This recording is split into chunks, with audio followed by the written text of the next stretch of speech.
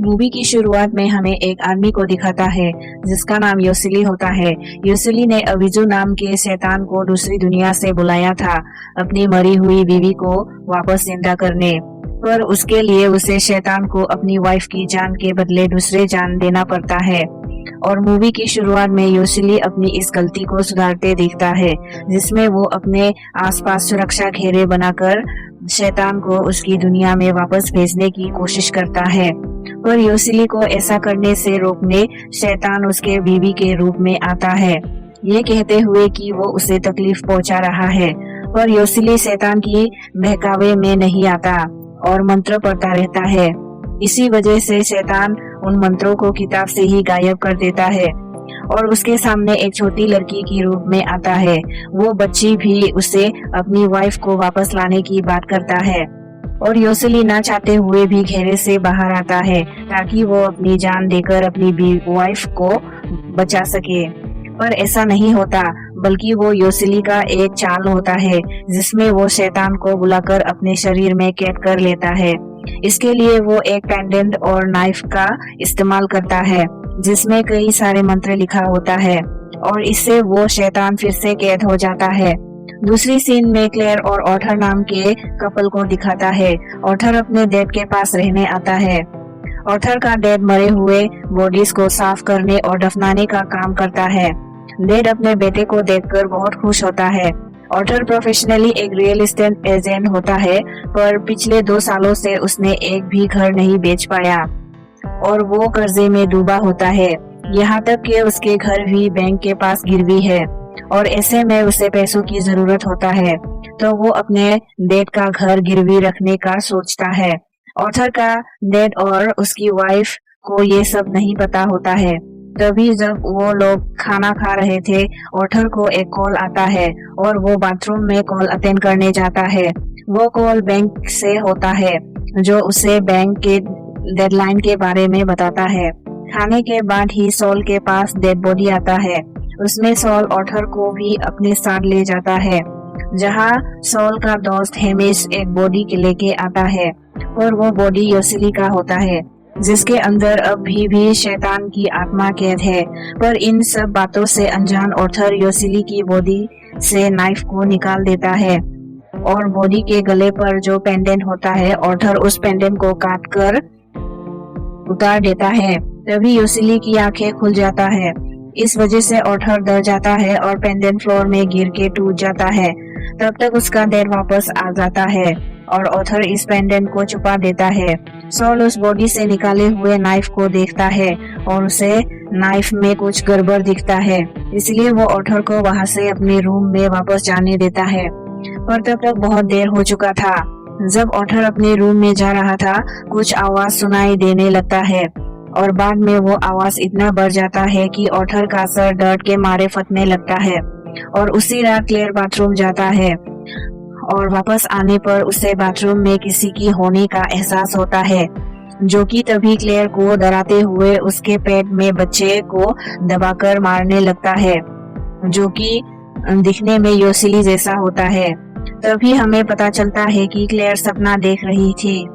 वहाँ सॉल उस नाइफ को गौर से देखने के बाद सायम नाम के एक आदमी को कॉल करता है, जो असल में उन सब चीजों में एक्सपर्ट है।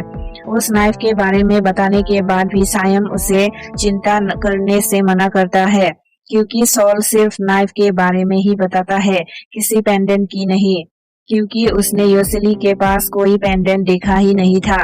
पर सायम सॉल को बता देता है कि वो नाइफ क्या है और किस काम आता है। पर शैतान को कैद करने के लिए पेंडेंट की जरूरत होता है, जो कि सॉल के हिसाब से डेड बॉडी के पास नहीं था। इसलिए सॉल उस बॉडी की सिचुएशन को देखकर दफनाने की लिस्ट में डालता है, पर सॉल के जाते ही इसका बड़ी वर्ड मिटने लगता है। अगले सीन में क्लेयर खाने की तस्वीरें खींचता है, पर तभी उससे दरवाजे से किसी का होने की आवाज आता है। वो जैसे ही कैमरे से उस दरवाजे की तरफ देखती है, उसे वहां पर किसी का हाथ पैर हिलता हुआ दिखाई देता है। इससे क्लेयर डर के मारे वहां से भाग जाती है। पर इन सब चीजों से अनजान ऑर्थर हेमिश के साथ बाहर कुछ काम के लिए निकलता है, जहां ऑर्थर का फोन बजता देख हेमिश उस कॉल को पिक करता है, जो कि बैंक के तरफ से होता है। हैमिश को उस कॉल के वजह से ऑर्थर की सारी प्लान के बारे में पता चलता है, जिसके बारे में वो घर आकर उसके डैड को बता देता है। ये सब सुनकर ऑर्थर का डैड गुस्सा हो जाता है और ऑर्थर अपने डैड से माफी न मांगकर वहां से जाने की सोचता है, पर क्लेयर उसे समझा बुझाकर उसके डैड से माफी मांगने को बोलती है, जिसके वजह से वो डैड के पास जाता है, पर वो अपने डैड को देखकर दूर से ही वापस आ जाता है। उसके बाद सोल ना चाहते हुए भी अपने बेटे के लिए घर गिरवी रखने की पेपर में साइन कर देता है। तभी वहां पर लाइट्स फ्लिकर होके तेजी से हवा चलने लगता है और अंधेरे के बीच शैतान सोल के सामने आ जाता है और सोल को मार देता है। और सुबह जब सोल की बॉडी के पास हैमिश आता है तो वो इन सब का जिम्मेदार ऑर्थर को बताता है। फ्यूनरल में क्लेयर को वही बच्ची दिखाई देती है जो मर गई थी और वो ऑर्थर के पास जाती है, पर ऑर्थर उसकी बातों पर ध्यान नहीं देता।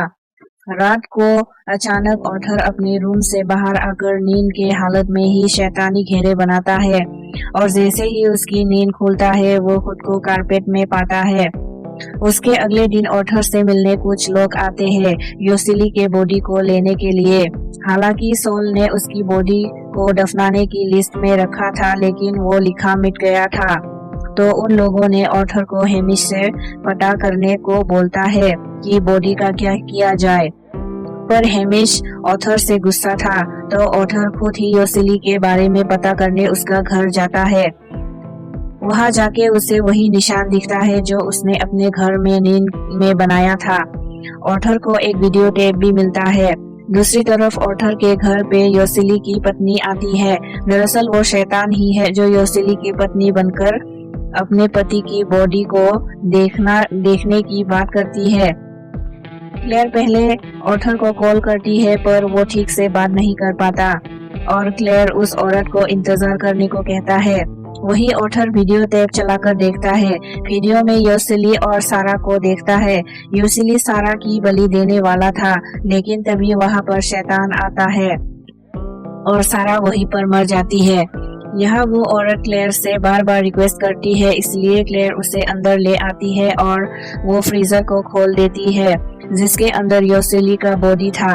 तभी क्लेयर के पेट में दर्द शुरू हो जाती है और वो औरत क्लेयर से पेंडेंट को जलाने की बात करती है। अगर वो पेंडेंट जला देगी तो उसे इन सब से छुटकारा मिलेगी। तो क्लेयर उसकी बात मानकर इस पेंडेंट को जला देती है।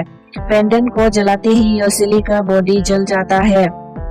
तब यहाँ शैतान एकदम आजाद हो जाता है और अपनी असली रूप में आ जाता है और क्लेयर डर के टेबल के नीचे छुप जाता है। तब घर के अंदर ऑर्थर आ जाता है और वो वही सारा नाम की लड़की को देखता है और वो लड़की क्लेयर की तरफ इशारा करके बताती है कि क्लेयर वहां पर है। ऑर्थर अपनी वाइफ को उठाकर यहाँ से जाने लगता है, लेकिन वो एक टाइम लूप में आके फंस जाता है और सारा बोलती है कि वो अपनी वाइफ को यहाँ से नहीं ले जा सकते और बोलती है कि अगर वो अपनी वाइफ को बचाना चाहती है तो ऑर्थर को एक बच्चे की बलि देनी पड़ेगी। दैट मीन्स जान के बदले जान। फिर बाद में ऑर्थर जैसे भी करके हैमिश को अपने घर बुलाता है और हैमिश उसके घर आके वो वीडियो टेप देखने लगता है।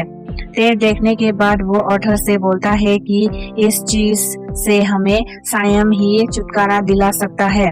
सायम यहाँ योसिली की बॉडी को देखता है और वो जान जाता है कि शैतान आजाद हो चुका है, क्योंकि योसिली का बॉडी जलकर राख हो चुका है, जिसकी वजह से अब शैतान को कैद नहीं किया जा सकता। उसकी वजह से अब एक ही उपाय बचता है, क्योंकि अब शैतान को कैद नहीं कर सकता, तो ऐसे में ऑर्थर खुद को मारकर शैतान को अपनी बॉडी में कैद करने के लिए मान जाता है। इसके लिए टूटे हुए पेंडेंट को जोड़कर योसिली की राख से उन्हें अपने आसपास एक घेरा बनाना है। पर इससे पहले कि सायम कुछ कर सके, शैतान सायम को मार देता है। ऑर्थर जो घेरे के अंदर था, शैतान उसे बाहर लाने के लिए उसके डैड का रूप लेता है। ऑर्थर अपने डैड को देखकर बहक जाता है, पर हैमिश उसे रोक लेता है और शैतान अपने रूप में वहां आ जाता है और हैमिश को ले जाता है और ऑर्थर घेरे के बाहर आ जाता है उस पेंडेंट को पहनकर शैतान को कैद करने के लिए।